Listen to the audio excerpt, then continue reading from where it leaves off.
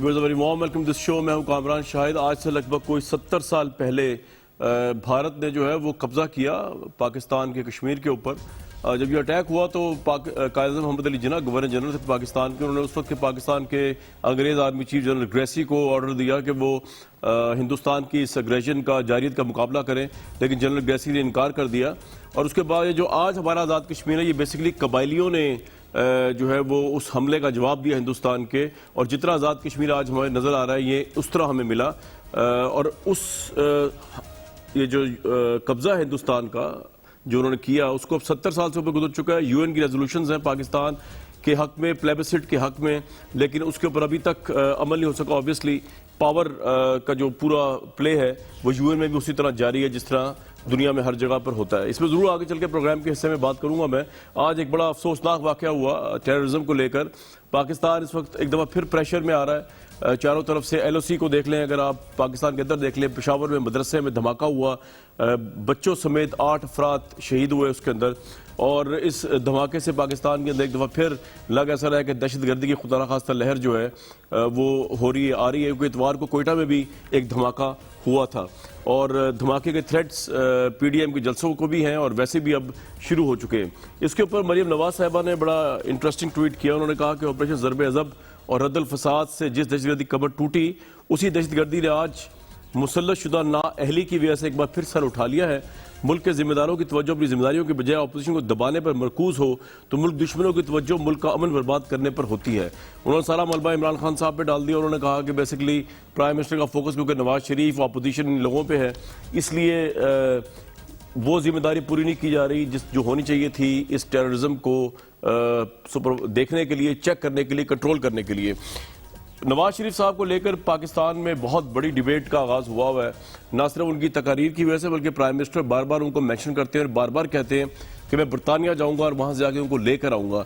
तो हमने इमरान समझा कि इससे पहले कि अपने पैनलिस्ट की तरफ आए हम क्विकली बात की जाए। बरतानिया में रुकने बरतानवी पार्लियामेंट जिनका बड़ा वसी तजर्बा है इमिग्रेशन लॉज को अपने सामने देखने का, जिनका बड़ा वसी तजर्बा है बरतानिया की कानून साजी का, बरतानिया के पॉलिटिकल सिस्टम का, उसके जुडिशल सिस्टम का, उनसे जानने की कोशिश करें कि जितनी आसानी से प्राइम मिनिस्टर इमरान खान कह रहे हैं, उन्होंने लेटर्स भी लिखे हैं, उनका वफद भी जा रहा है, वो लॉयर्स भी हायर कर रहे हैं, वो खुद भी जा रहे हैं, कितना आसान है नवाज शरीफ साहब को वापस लाना ताकि तकरीर का सिलसिला जो है ये खत्म किया जाए और मुल्क जो है किसी और से बच जाए। क्योंकि नवाज शरीफ साहब की तकरीर अगर ना होती तो पीडीएम में ये रूह ना होती और ये अग्रेशन ना होती। मेरा ये अपना तज़िया है। लॉर्ड नज़ीर अहमद हमारे साथ मौजूद है। बहुत वार्म वेलकम लॉर्ड साहब। पाकिस्तानी हुकूमत चाहती है नवाज शरीफ साहब को डिपोर्ट कर दिया जाए, वापस लाया जाए, ये कितना आसान या मुश्किल काम है आपके नजदीक? कि पाकिस्तान गवर्नमेंट जो है अगर वो सीरियस होती तो एक्सट्रेडिशन ट्रीटी जो है वो बरतानिया के साथ साइन करती और फिर एक अच्छी टीम लॉयर्स की हायर करते। लेकिन मैंने देखा है पाकिस्तान गवर्नमेंट जब अल्ताफ हुसैन को वापस ले जाना चाहते थे तो मुशर्रफ साहब भी उस वक्त, पाकिस्तान पीपल्स पार्टी की गवर्नमेंट भी और मुस्लिम लीग नून की गवर्नमेंट भी बयानात तो इस्लामाबाद में बैठ के देते हैं जिस तरह पीटीआई की गवर्नमेंट अब दे रही है, लेकिन एक्चुअल उन्होंने किया कुछ नहीं। अभी तक भी जो एक्सट्रेडिशन ट्रीटी है वो कोई साइन नहीं है।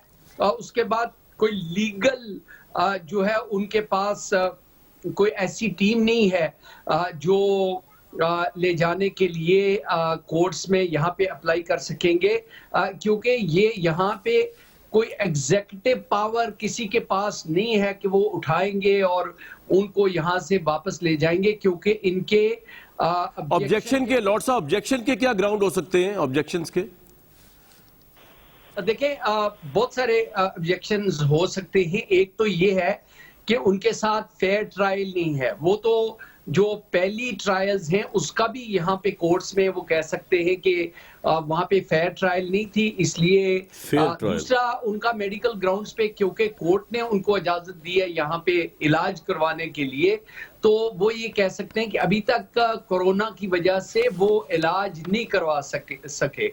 तीसरी बात यह वो कहेंगे कि उनके, क्योंकि आजकल उन्होंने जो रीसेंट तकरीरें की हैं इसकी वजह से पॉलिटिकल प्रोसिक्यूशन हो सकती है उनके खिलाफ, और क्योंकि जो वहां की लीडरशिप है उन्होंने क्लियरली ऐसी स्टेटमेंट्स दी हैं जो इस यहाँ पे कोर्ट में जब जाएगी तो कोर्ट बिल्कुल डिसाइड करेगा कि ये जो है इनके खिलाफ मुकदमे ऐसे बन सकते हैं जिसकी वजह से अनफेयर प्रेशर इनके ऊपर पड़ सकता है। तो मेरे ख्याल में बहुत सारी ग्राउंड्स हैं, वो तो लॉयर्स बताएंगे कि एग्जैक्टली कौन से, लेकिन मुझे नजर आता है कि कोई आसान काम नहीं। चले, ये तो आप कह रहे हैं आसान नहीं है, ऑब्जेक्शंस के ग्राउंड काफी होंगे नवाज शरीफ साहब के हक में, लेकिन डिपोर्ट करना तो आसान है ना। अगर होम सेक्रेटरी को पाकिस्तानी हुकूमत कहती है डिपोर्ट कर दिया जाए, क्योंकि बरतानिया का भी कानून है, एक शख्स को अगर अपने मुल्क में 4 साल से ज्यादा की सजा हुई है, नवाज शरीफ साहब को 10 साल की हुई है, तो डिपोर्ट करना जो है वो तो ऑटोमेटिकली नहीं हो जाता अगर पाकिस्तानी गवर्नमेंट रिक्वेस्ट करे होम सेक्रेटरी को, बरतानिया की होम सेक्रेटरी। वो अगर होम सेक्रेटरी अगर डिपोर्ट करने की कोशिश करेगी तो मियां साहब जो है वो कोर्ट में जाके ऑब्जेक्ट कर सकते हैं, उनके यहाँ पे राइट्स हैं। तो ऐसे कोई पावर नहीं है कि जनाब होम सेक्रेटरी जो है वो उठा के किसी बंदे को वो डिपोर्ट कर सके। बहुत सारे केसेस में, अबू हमजा के केस में आप देख लें कि अमेरिका वाले जो है वो उसको कोशिश कर रहे थे वहां पे एक्स्ट्राडाइट करने के लिए। ऐसे ही वो उमर बकरी और फिर जूलियन असांज और प्रेसिडेंट पिनोशे, ये पुराने जितने केसेस है वो देख ले, कोई ऐसा आसान नहीं था कि वो उसको होम सेक्रेटरी जो है वो उठा के वो उनको डिपोर्ट कर दे। यहाँ पे कोर्ट्स है, यहाँ पे सिस्टम है। लेकिन लॉर्ड साहब, पाकिस्तानी प्राइम मिनिस्टर तो कह रहे हैं वो तो बहुत एक्साइटेड है पाकिस्तानी प्राइम मिनिस्टर, वो खुद बरतानी प्राइम मिनिस्टर के पास जाएंगे, वो खुद बरतानिया जाएंगे, वफद लेकर जाएंगे और वो उनसे रिक्वेस्ट करेंगे। तो क्या पाकिस्तानी प्राइम मिनिस्टर का खुद रिक्वेस्ट करना, खुद बोरिस जॉनसन से मिलना, उससे नवाज शरीफ साहब की वापसी नहीं हो जाएगी जल्दी? देखिए, अगर प्राइम मिनिस्टर साहब अब आएंगे तो उनको एक तो जो है क्वारंटीन करना पड़ेगा 2 हफ्ते के लिए। फिर जब वो डाउनिंग स्ट्रीट जाएंगे, वैसे भी उनका ड्यू है, 2 साल हो गए हैं, उन्होंने कोई ऑफिशियल विजिट नहीं किया है। He would be most welcome. लेकिन बोरिस जॉनसन मेरे ख्याल में उसके पास कोई ऐसी एग्जेक्टिव पावर्स नहीं है कि वो मियां साहब को उठा के पाकिस्तान भेज देगा। देखें, मैंने पहले भी कहा, मुशर्रफ साहब भी कहते रहे हैं, जरदारी साहब की गवर्नमेंट भी कहती थी, अल्ताफ हुसैन के हवाले से नवाज शरीफ साहब की गवर्नमेंट भी कहती थी कि अल्ताफ हुसैन को हम वापस इस तरह करेंगे, बंदा आ रहा है, जा रहा है। उनके लंदन के ट्रिप तो लगते रहे, लेकिन किसी ने भी कोई ऐसा लीगल इकदाम नहीं किया जिसकी वजह से अल्ताफ हुसैन वापस जा सके। तो मेरे ख्याल में ये भी ज्यादा आपके मीडिया कंजम्पशन के लिए, इस्लामाबाद के लिए, लाहौर के लिए। लॉर्ड साहब, लेकिन ये जो नवाज शरीफ साहब का वीजा हुआ 10 साल को या 20 साल का है, तो वो विजिट वीजा, और विजिट वीजा हर 6 महीने बाद एक्सटेंड करना पड़ता है। तो क्या नवाज शरीफ साहब के पास डिप्लोमेटिक पासपोर्ट तो है कोई नहीं मेरे ख्याल से, तो कोई खास उनको तो नहीं पैट्रोनेज या कोई वो मिलेगा उसके अंदर, तो उनको एक्सटेंड किस तरह करेंगे विजिट वीजा अगर वो वहां रहते भी हैं और उनकी एक्सट्रेडिशन या डिपोर्टेशन नहीं भी होती, विजिट वीजा किस एक्सटेंड होगा? देखिए, ये तो इमिग्रेशन लॉयर्स ही उनको बता सकते हैं, लेकिन मियां नवाज शरीफ साहब को वीजे का कोई प्रॉब्लम नहीं है। अच्छा। एक तो ये है कि वो वेल्थी हैं और वेल्थी आदमी कहीं भी बैठ के वो वीजा जो है वो एक्सटेंड भी करवा सकते हैं, मेडिकल ग्राउंड्स पे भी एक्सटेंड करवा सकते हैं। और फिर जो उनका पासपोर्ट है, अगर उनको पाकिस्तान इश्यू नहीं करता तो ये एक और डबल रीजन बन जाता है उनका यहाँ रहने का। तो मेरे ख्याल में आपको इमिग्रेशन की कोई प्रॉब्लम नहीं होनी चाहिए मियां नवाज शरीफ साहब को। मियां नवाज शरीफ साहब को अगर कोई प्रॉब्लम है तो वो सिर्फ और सिर्फ उनकी अपनी मेडिकल कंडीशन की है। ये ज्यादा तौर पे या उनकी जो तकरीरें हैं क्या वो दिखाई जाएंगी पाकिस्तान में, और उसके कॉन्सिक्वेंसेस उनके। बहुत शुक्रिया लॉर्ड साहब, आपने मतलब मैं ना ही समझूं जो जितना लॉर्ड नज़ीर साहब ने बता दिया व्यूअर्स के नवाज शरीफ साहब का वापस आना कितना मुश्किल है। सदाकत अली अब्बासी साहब, तलाल चौधरी साहब, बहुत वार्म वेलकम आपको प्रोग्राम में। हमें अभी थोड़ी देर में चौधरी परवेज इकबाल साहब भी ज्वाइन करेंगे, चेयरमैन EU पाक फ्रेंडशिप फेडरेशन कश्मीर, उनसे बात करेंगे। लेकिन पहले सदाकत भाई, ये मैंने सारा इंटरव्यू बेसिकली हुकूमत के लिए किया है, ये समझाने के लिए कि नवाज शरीफ का जो जिन आप लोगों ने अपने सवार किया हुआ है उसको उतार लें, वो आपके दौरे हुकूमत में वापस नहीं आते अगर वो खुद ना आना चाहें तो। हमने लॉयर से भी पता किया, हमने वहाँ बड़े सीनियर पॉलिटिशियन भी, लॉर्ड नज़ीर साहब की गुफ्तगू आप सुन रहे थे, तो उसको छोड़ें, नवाज शरीफ के पीछे ट्रक की बत्ती की तरह आवाम को ना लगाएं, महंगाई को काबू करें। आज काबीना के अंदर सुना आपके वुज़रा फट पड़े, सारा मुद्दा उन्होंने ब्यूरोक्रेट्स पे डाल दिया। कहने का मतलब ये कि आपका फोकस नवाज शरीफ को छोड़ के आने ले जाने से इस पे होना चाहिए, तो इस पे आ जाए भाई, लोगों के मसाइल हल करें। क्या ख्याल है, छोड़े नवाज शरीफ को? जी कामरान, बहुत शुक्रिया। एक तो आज जो दहशतगर्दी का वाक़या हुआ उसकी शदीद अल्फाज में मजम्मत करता हूँ, और जो जिनके बच्चे गए या जिनके ख़ानदान के लोग गए उनसे इज़हार अफसोस और हमदर्दी। और ठीक है, नवाज़ शरीफ साहब आप डिस्कस करना चाहते हैं तो वो हम उनको वापस इसलिए लाना चाहते हैं कि कानून की अमलदारी हो। और हमारा ख्याल था कि वो बीमार हैं, अगर वो जिस्मानी तौर पर बीमार हैं तो वो ठीक है बाहर रहें, लेकिन वो बीमार हैं या नहीं है वो पाकिस्तान के इदारों को, पाकिस्तान के नहीं, मैं नवाज शरीफ साहब पे बात करना नहीं चाह रहा। मैं सदाकत भाई ये कह रहा था, जैसे आज मरीम नवाज ने भी कहा, अभी बम धमाके की मजम्मत आपने भी की, मैं भी करता हूं। उन्होंने कहा बेसिकली कि आपका फोकस नहीं, चलें आप कर ले बात, लेकिन ये ऐड कर ले साथ। उन्होंने ये कहा है कि आपका फोकस दहशतगर्दी के ऊपर नहीं है इस वक्त, आपका फोकस ऑपोजिशन को दबाने में, इसी दहशतगर्दी के वाकयात हो रही है। मरीम नवाज का ट्वीट है, तो इसलिए कह रहा हूं नवाज शरीफ और ऑपोजिशन को छोड़ के ज्यादा फोकस अवामी मसाइल पे कर लें, दहशतगर्दी और महंगाई पे। जी अब जवाब दीजिए, मैं रोकूंगा नहीं आपको। चले, मरियम साहिबा का जो ट्वीट है वो भी अफसोसनाक है। मैं पहले ये बात कर लूं कि जिस तरह मियां साहब इस वक्त पाकिस्तान पे दहशतगर्दी और इंडिया का जो अजित डोवल का आपने वो बयान सुना है, तो वो अपनी इंडिया के जो दुश्मन हैं, जो उन सो कॉल्ड उनके मुल्कों में जाके वो कार्रवाई करना चाहते हैं। और हमारी ये जो PDM है जिसमें नवाज शरीफ साहब भी तकारीर फरमाते हैं, वो जलसों के स्टेज पे अफगानिस्तान का बॉर्डर उखाड़ने की बातें करते हैं, वो जलसों पे स्टेज पे उनके स्टेज पे बलूचिस्तान की खुद मुख्तारी की बातें होती हैं, वो हमारी अफवाज के बारे में बुरी बातें करते हैं। तो ये अफसोस का ही मकाम है कि एक आदमी जो मुल्क से बाहर बैठा है, खुद छुप के बैठा है, बच्चे उसके दो वहाँ पे असासे जोड़ के बैठे हैं, रिश्तेदार सारे मुल्क से बाहर बैठे हैं, फिक्र उनको पाकिस्तान की है, अपना पाकिस्तान में ना कोई असासा है, ना कोई बच्चा है, ना कोई उसका इंटरेस्ट है। मरियम साहबा एक उनकी बेटी यहाँ पे हैं, वो भी बाहर जाने के बहाने ढूंढ रही हैं, और चले हैं भाई साहब पाकिस्तान के आइन और कानून पर चलाने के लिए, खुद उनको अदालतें बुला रही हैं, वो आते नहीं हैं, खुद वो एक अदालत के मफरूर हैं, एक अदालत के मुजरिम हैं, और एक अदालत ने उनको झूठा और बेईमान करार दिया है। उस बंदे को वापस लाना ये आइन और कानून की कोई एक अमलदारी का सबूत है। छोटे जो लोग हैं, जो छोटे मुश्किल है आपका लाना वापस, लेकिन जो लोग पाकिस्तान में रह गए हैं, जो पाकिस्तान की अवाम है, जो नवाज शरीफ साहब तो एक बंदे हैं ना, पाकिस्तान की 22 करोड़ अवाम है, उनको तो ना मारे, उनको महंगाई का रिलीफ कब मिलेगा? मैं ये पूछ रहा हूँ। दहशतगर्दी पे फोकस करें, इन अपोजिशन को छोड़े, इदारे लगे हुए इन पे, ये नैब लगी हुई है, अदालतें लगी हुई है, पुलिस लगी हुई है, पकड़ दखल हो रही है। आपका फोकस तो इन अवामी इश्यूज पे होना चाहिए। सर मैं ये कह रहा हूँ आपसे सिर्फ। जी कामरान साहब, कोई हुकूमत के कोई मिनिस्ट्री को तकरीबन 42 डिविजन्स हैं, जिनका अपना अपना काम है।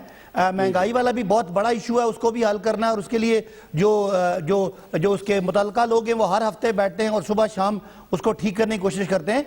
बाकी जो इदारे हैं, चाहे वो डिफेंस के हैं या दीगर हैं, वो भी अपना काम कर रहे हैं। लेकिन एक हमारे यहाँ आने की एक वजह भी थी, हम इस मुल्क से लूट मार करप्शन खत्म करने आए थे, महंगाई की और कर्जों की और खसारों की वजह थी, तो उसको भी ठीक करना है। और हमारा एहतसाब हो नहीं सकता कि छोटा पटवारी जो है वो जेल में हो और बड़ा लूट मार करने वाला सजा याफ्ता आपको रोजे में हवाएं खाता फिरे। ये तो आपको हमारे बयानिए के और कौमी बयानिए के ऐन मुताबिक है कि जहां छोटा चोर जेल में है वहां बड़ा चोर भी जेल में। बड़ा चोर जिसको आप बड़ा चोर कहते हैं उसको आप ही ने बाहर भेजा, ये भी अवाम आपसे पूछेगी। बहरहाल कानून की धज्जियां उड़ा के हमसे गलती हो गई। नहीं मेरी बात सुने, अब वो आके वापस आके मेरी बात सुने। इंसाफ के अंदर कोई हमदर्दी मेरी बात सुने सदाकत भाई, उनकी जिंदगी, मेरी बात सुने, मेरी बात सुने, मेरी बात सुने कि वहां जाके कुछ और निकलेंगे वो। नहीं, इंसाफ के अंदर जो है ना, आप ये ना आप लोगों को तो ये बताते फिरते हो आपको बेवकूफ बना के, ये ना कहा करें, इससे गवर्नमेंट कमजोर साबित होती है। कोई बंदा ड्रामा करके आपको बेवकूफ बना सकता है, अगर ड्रामा भी किया उन्होंने, मुझे नहीं पता किया कि नहीं किया, तो ये ना कहा करें।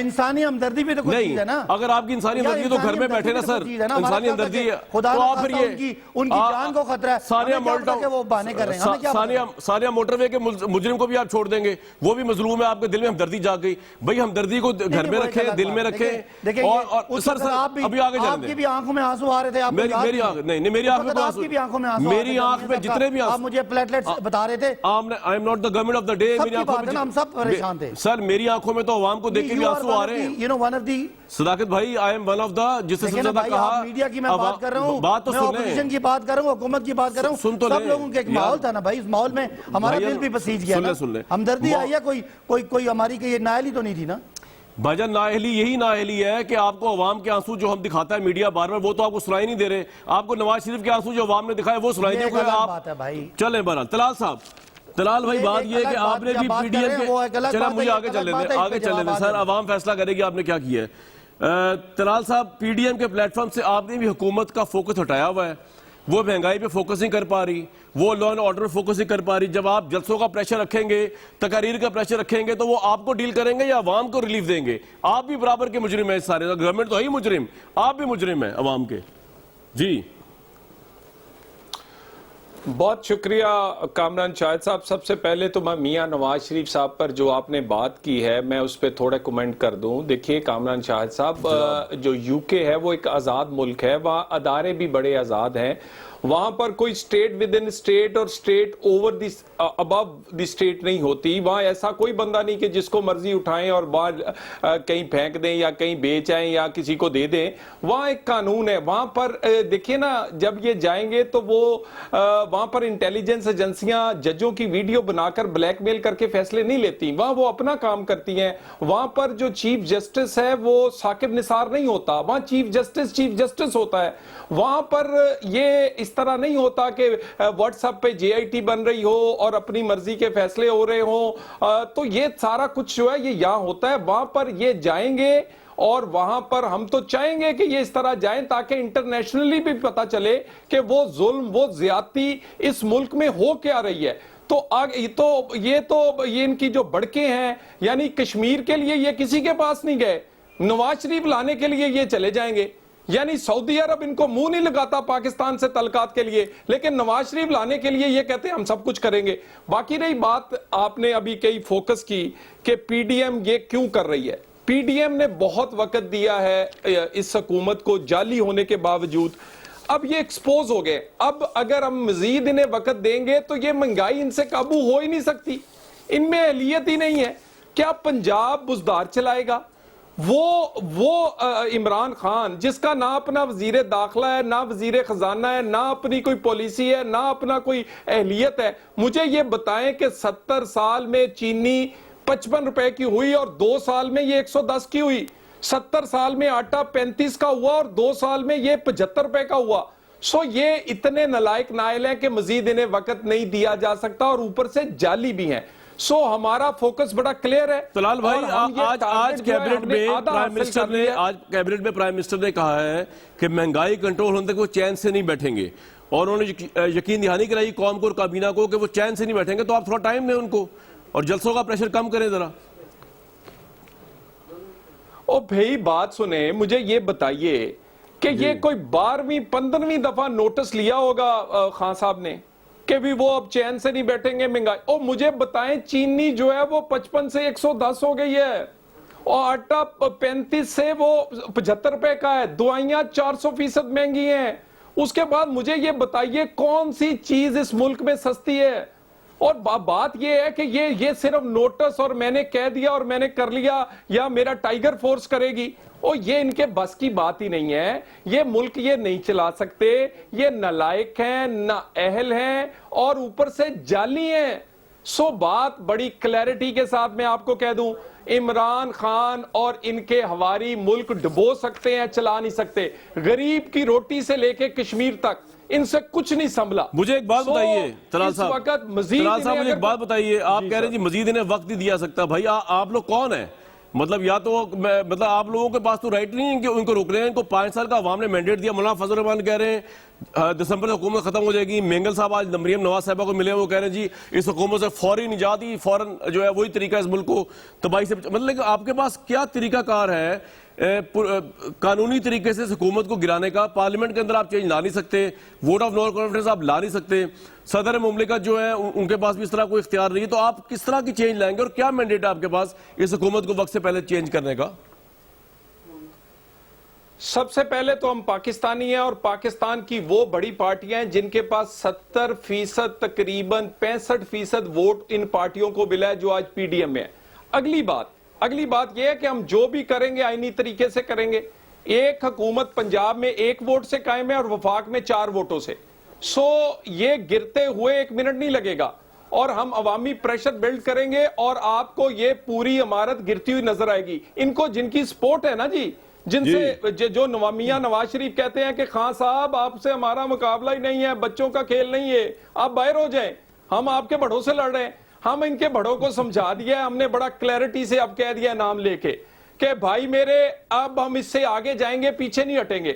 सो आप पीछे हो जाए, अपना काम करें। अगर आप अपना काम नहीं करेंगे, सियासत करेंगे, कठपुतलियां लाएंगे, लीडरशिप, असल लीडरशिप को मुल्क से दूर करेंगे, जाली फैसले करवाएंगे, जाली एहतसाब करवाएंगे, तो फिर हम आपका मुकाबला मैदान में करेंगे। चले जी, ये जब तो वो आप बड़ी हटेगी खतरनाक बात ताकत, बता रहे हैं कि तो आप कह रहे हैं कि ये बड़ों को भी सदाकत कह दिए है, अब्बासी और अगर वो पीछे नहीं ये- हटेंगे तो आप ये तो डायरेक्टली एस्टैब्लिशमेंट पे वो कर रहे हैं। देखिए पाकिस्तान ऑलरेडी बड़े प्रेशर पोजीशन में है, कश्मीर के ऊपर लेके इंडिया पागल हुआ तो वैसे मुझे जो पाकिस्तान ने एक कैंपेन मिनट, चलाई। कामरान शाह साहब मेरी जी। बात सुने। कामरान शाह साहब, अगर जनाब। पाकिस्तान प्रेशर में है, अगर दुश्मन जो है वो पाकिस्तान को नुकसान पहुंचाना चाहते हैं, और हम अपने दुश्मन क्यों बने हुए हैं? जिस अदारे का जो काम है वो करे।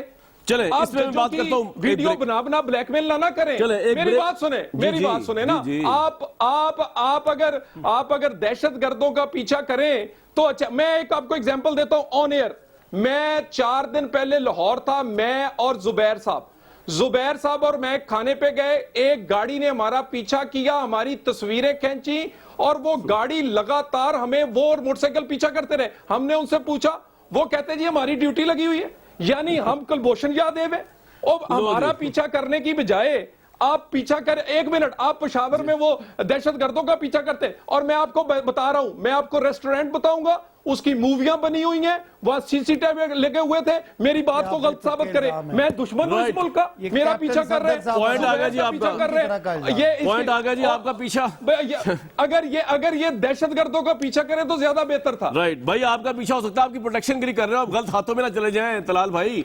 लेकिन मैं एक ब्रेक लूंगा, वापस आऊंगा। तो आज फैटफ के ऊपर भी बहुत इंटरेस्टिंग बात की अपोजिशन ने कि पाकिस्तान जो है सारी करारदादें पास होने के बावजूद भी अभी तक हम फैटफ के अंदर ही हैं, फैटफ से निकले नहीं। कश्मीर पे हम कहां खड़े हुए हैं, फॉरेन पॉलिसी में कहां खड़े हुए हैं, पूछेंगे गवर्नमेंट से भी। और हमारे साथ जब ब्रेक से वापस आएंगे तो मौजूद होंगे बेसिकली चौधरी परवेज इकबाल साहब भी। चौधरी, आप चेयरमैन है EU पाक फ्रेंडशिप फेडरेशन। एक ब्रेक के बाद वापस आते हैं।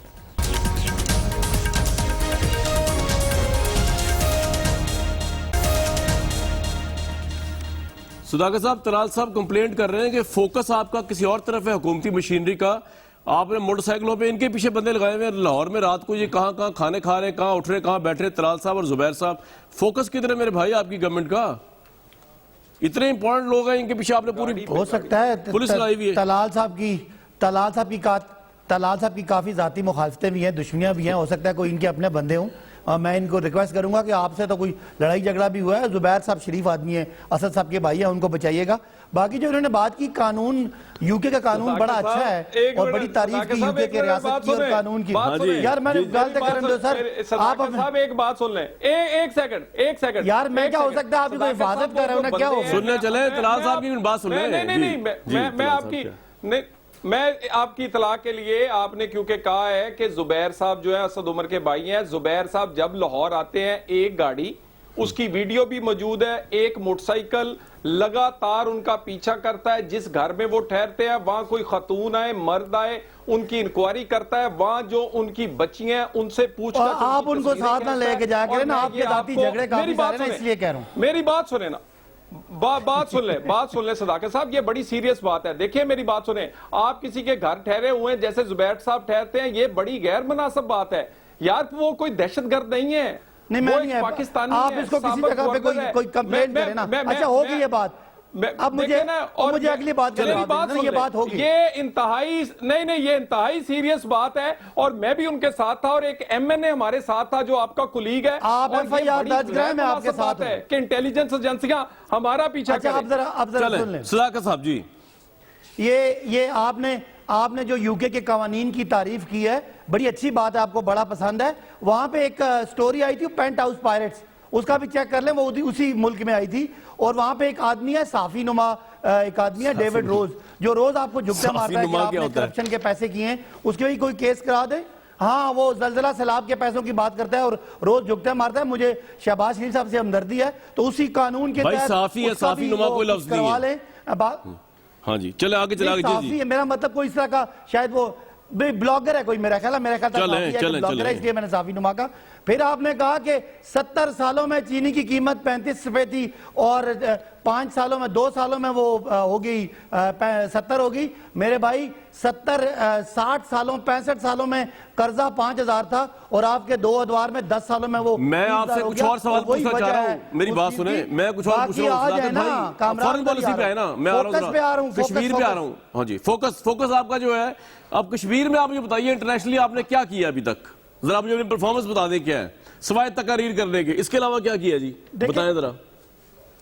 देखिए ना, आप मुझे बता दें, मैं आपसे पहले ये सवाल करता हूं, ये जो 70 साल का दावा करने वाले, इनसे पूछें 70 सालों में इन्होंने कश्मीर के लिए क्या किया। आपकी हुकूमत आपसे पूछूंगा ना, इशू को इन्होंने तो दुनिया में सवा क्या किया, जो भी किया, बोलने नहीं देते जी जी जी जी। मुझे आप मेरे से अनफेयर करते हैं, मैं जवाब ही दे रहा हूं, वही बात है।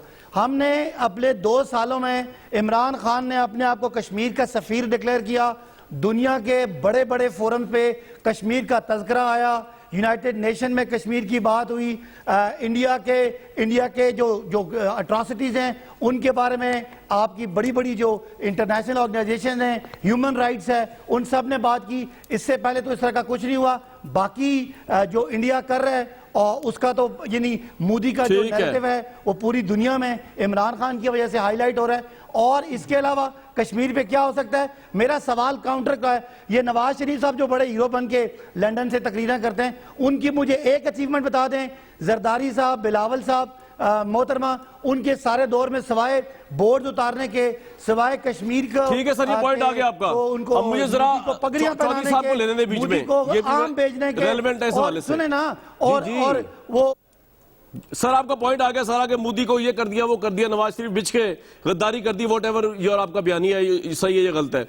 चौधरी साहब ये बताइए, आपकी प्राइम मिनिस्टर से मुलाकात हुई, आप EU पाक फ्रेंडशिप फेडरेशन, आप गलत है अगर इंडिया की बातों को और इंडिया के बयानिए को यहाँ को लेकर चल, कैसे आप गलत कह सकते हैं? भाई एक मिनट, ठीक कह रहे हैं आप। अगर हमारे पाकिस्तान में हमारी एक मिनट, आपने कहा ना गलत है, आपने कहा कि मैं कहा सही है, गलत है, मुझे नहीं पता, किसी वजह से कहते हैं ना इंडिया का, मुझे नहीं पता भाई, मुझे नहीं पता, आपको ज्यादा पता होगा। बस आप चौधरी साहब जजमेंट ना देना। मैं जजमेंट दे ही नहीं रहा, मैं तो कह रहा हूँ आप हो सकता सही हो, आप गलत हो, लेकिन आप इस बारे में गलत हैं कि आप अवाम को, मैं नहीं कह सकता, ये जो पीडीएम के प्लेटफॉर्म पे जो तकरीरें हुई हैं वो सारी गद्दारी के मुताबिक। चले वो आपके पास तो भाईजान एक फैक्ट्री लगी हुई है ना, गद्दारी के सर्टिफिकेट बांट रहे, आप बांटी जाए, मेरे में इतनी हिम्मत नहीं किसी को गद्दार कहने की। सुनाए ना, कोई अगर ये कहे कि अफगानिस्तान का बॉर्डर मैं नहीं मानता, कोई कहे कि मैं उसके बाढ़ को उतार के फेंकूंगा, कोई कहे कि मैं बलूचिस्तान को इंडिपेंडेंट करूंगा, और उसको उस प्लेटफॉर्म से कोई कंडेम ना करे। पूछ रहा हूं ना, क्यों नहीं कंडेम किया पीडीएम ने, क्यों नहीं कंडेम किया नून लीग ने?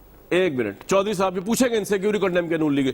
चौधरी साहब, पाकिस्तान की क्या परफॉर्मेंस है? ना ओवैसी हमारे साथ खड़ा हुआ है, ना बाहर किसी मुल्क के अंदर हमारी कोई लॉबी ऐसी इफेक्टिव है जो कश्मीर के ऊपर जो जुल्म हो रहा है, स्टेटस चेंज हो रहा है, उस पर कोई आवाज उठ सके। हमारी परफॉर्मेंस क्या चौधरी साहब, ये तो बताया ना ऑब्जेक्टिवली। बिस्मिल्लाहिर्रहमानिर्रहीम। कामरान शाहिद साहब से पहले तो आपका शुक्रिया और दुनिया टीवी का। अभी ये मैं 2 मोअज़्ज़ज़ मेहमानों की गुफ्तगू सुन रहा था। जब मसला कश्मीर आता है तो हमें एक दूसरे के ऊपर ब्लेम गेम नहीं करना चाहिए। अभी मैं यूरोपियन पार्लियामेंट में होता हूँ, दुनिया की सबसे बड़ी पार्लियामेंट है ओवर द वर्ल्ड, वहाँ पर हमने कश्मीर के ऊपर काम किया है। यूरोपियन पार्लियामेंट की ह्यूमन राइट्स कमेटी में पहली बार 70 साल में 2019 में यूरोपियन पार्लियामेंट की ऑफिशियल ह्यूमन राइट्स कमेटी में हेयरिंग हुई है, जिसमें यूनाइटेड नेशन के नुमाइंदे थे। यूरोपियन पार्लियामेंट के मेंबरान ने नरेंद्र मोदी और उसकी दहशतगर्द फौज और 5 अगस्त का जो उनका बहुत क्या कहते हैं कि इनलीगल कश्मीर के ऊपर जो उन्होंने एक दोबारा गासबाना कब्जा 370 और 35 आपने तो किया। पाकिस्तानी गवर्नमेंट की क्या परफॉर्मेंस है, मैं ये जानना चाह रहा हूं। गवर्नमेंट की मैं आपको बात बताऊं, मैं अनफॉर्चुनेट हमेशा ये कहता हूं, मैं कई प्रोग्रामों में कह चुका हूं, जब भी कोई भी गवर्नमेंट पिछले 12-13 साल की मैं आपको बात बताता हूं, ये अनवाए भी भेजते हैं कश्मीर के ऊपर, तो वो भी जाके एम्बेसियों में, कौंसलेट में हमें ही कश्मीर केस सुनाते हैं। असल जरूरत ये है कि कश्मीर के जो लोग हैं, अभी पॉलिसियां इनकी छोड़ी, किसी वो एक दूसरे के ऊपर ब्लेम गेम नहीं, अपनी अपनी गलती का इतराफ करना चाहिए और आगे चलना चाहिए। क्योंकि कश्मीर का मसला जो है ये कुछ जमीन का तनाजा नहीं है, ये कुछ 2 मुल्कों का तनाजा नहीं है, ये 1,35,00,000 लोगों का है और कश्मीरियों का खून जो है कामरान शाहिद साहब, ये ना तो अमेरिकन से, ना यूरोपियन से, ना दुनिया के किसी और इंसान से सस्ता है। वो ज़ादी मांग रहे हैं, कोई भीख नहीं मांग रहे, और हम उनका जो साथ दे रहे हैं। दुनिया का वाहिद मुल्क पाकिस्तान है। कई बार हमारी सफारती तौर पे कमज़ोर हो सकते हैं। मुल्क के अंदर ये जो अफरा तफरी का दौर चल रहा है, अभी नरेंद्र मोदी और उसकी दहशतगर्द फौज या आरएसएस का जो नैरेटिव है, वो हम खुद ही, ये आप जैसे टॉक शो सुन रहे हैं, हम नैरेटिव दे रहे हैं। अभी जैसे आपके प्रोग्राम में दो साहिबों में से एक कह रहा था कि हमारा पीछा किया जा रहा है या आगाह किया जा रहा है। हमें कई चीजों पे बिल्कुल क्लियर होना चाहिए। ये मुल्क है, ये जमीन है, ये वतन है, ये वतन हमारी माँ है, तो हम सब कुछ करते हैं। हम अपने अभी दुनिया में पिछले 12-14 साल से मैं आपको बता रहा हूं कि दुनिया में एक ड्रामा चल रहा है पाकिस्तान की फौज को कमजोर करने का। ये नैरेटिव इंटरनेशनली और नेशनली चल रहा है। जब हम ये जुबान बोलेंगे अपने मुल्क में, बलोचिस्तान में खड़े होकर हम ये कहें कि बलोचिस्तान को ज़ाद होना चाहिए, ये गलती से कहा गया या मस्ती से कहा गया या जानबूझ के किया गया, ये 22 करोड़ अवाम इसकी भरपूर मजम्मत करती है। बिल्कुल ठीक है। बीइंग ए ओवरसीज पाकिस्तानी, ये मैं आपको बताऊं, हम जो बाहर रहते हैं हमें पता है ये मुल्क की कदर क्या है, ये मुल्क बिल्कुल ठीक है सर, आपका पॉइंट आ गया। एक मिनट यहीं पे रुक जाए आप जरा, आपने बड़ी अच्छी बात की। तलाल साहब देखें, ये भी यही बात कह रहे हैं, हालांकि ये पॉलिटिकल नहीं है, और गवर्नमेंट भी यही बात कह रही है कि जो लोग पीडीएम के जलसे से कह रहे हैं अफगानिस्तान के बॉर्डर को नहीं मानते, जो लोग पाकिस्तान के खिलाफ बयानियां दे रहे हैं बाहर से बैठ के, तो हमें उसको तो रिजेक्ट करना चाहिए पार्टी की लॉयल्टी से बढ़ के। Pakistan comes first. तलाल साहब, ये रियासत के खिलाफ बयान था, कोई पीडीएम से तलाल साहब है माइक, उसको कंडेम नहीं किया।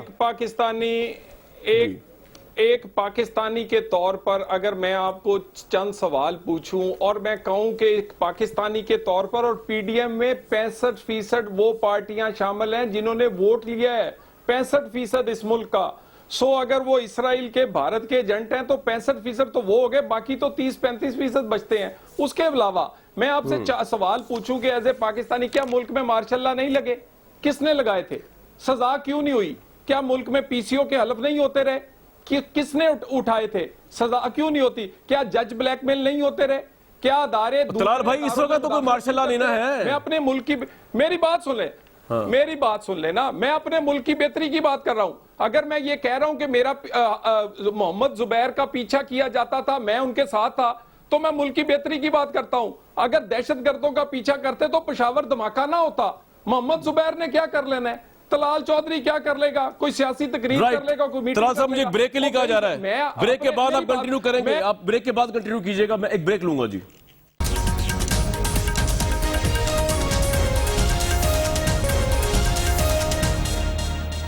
चौधरी साहब, मैं जानना चाह रहा हूं, इस गवर्नमेंट की भी तो कोई जिम्मेदारी फिक्स करे ना। जब आजाद कश्मीर के प्राइम मिनिस्टर के ऊपर मौजूदा गवर्नमेंट के अंडर एक मुकदमा कायम होता है बगावत का, तो ये कौन सा पाकिस्तान के हक में और कश्मीर के हक में बड़ी हमारी बड़ी जय जयकारी हो गई थी बाहर, या बड़ी तहसीन की बात थी ये? जय साहब, चौधरी परवेज इकबाल साहब, चौधरी साहब को मेरी आवाज आ रही है? चलो जी, सदाकत अली भाई साहब, ये सवाल आपसे वक्त की किल्लत है, उन्होंने सवाल ही नहीं सुना मैं चौधरी साहब ने जी।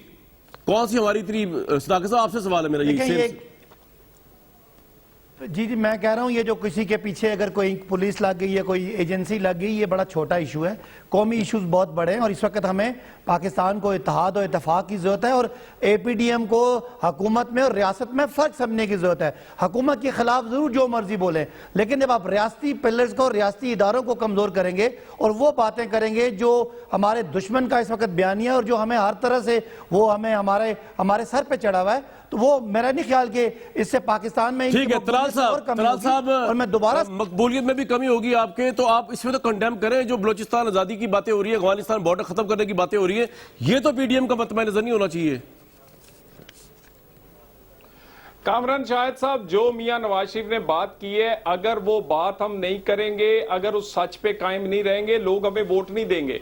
लोग बड़े क्लियर हैं, ये नैरेटिव जो है ये लोगों के जुबान है, लोगों की दिल की बात है। ये पाकिस्तान की 70 साल की तारीख है। आए मिलके पाकिस्तान को ठीक करेंगे। चलो, ये बड़ी अच्छी बात है जी, आए मिलके पाकिस्तान को ठीक करें। इन पे कब चलेंगे? बिल्कुल ठीक है, जब दायरे के अंदर रहेंगे, चले दायरे, अपने अपने अदारे अपने दायरे में रहेंगे। बिल्कुल ठीक है जी, ये पॉइंट आ गया आपका। काम चौधरी साहब पहले आपके पास मैं था, आपको आवाज नहीं आ रही थी। मैं ये कह रहा हूं कि आजाद कश्मीर के प्राइम मिनिस्टर के ऊपर इस गवर्नमेंट ने जो मुकदमा बनाया बगावत का, तो ये कौन सी कश्मीर की खिदमत की हमने और ये कौन सा हम बड़ा मौसर इमेज दे रहे हैं?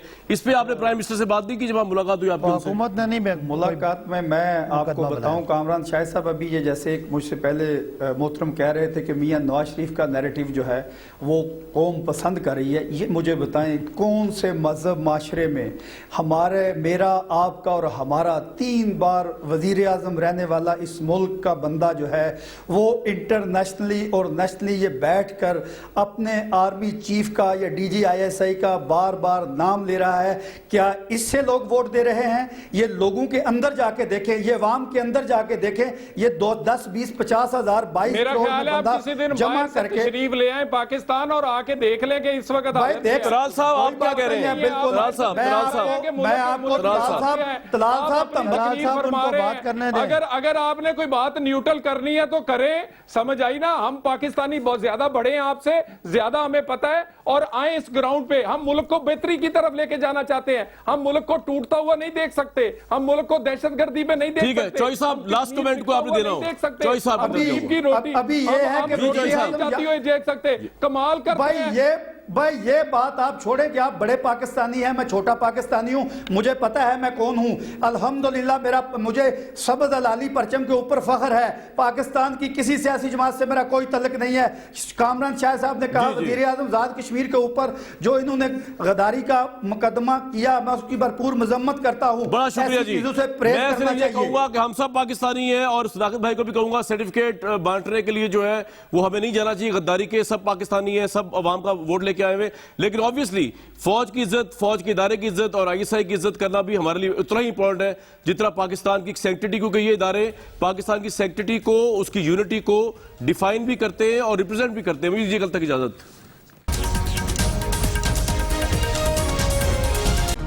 Hi, it's Sayyeda Shanaz here. Thank you for watching Dunia News. For more videos and updates, don't forget to click the subscribe button. Keep watching Dunia News.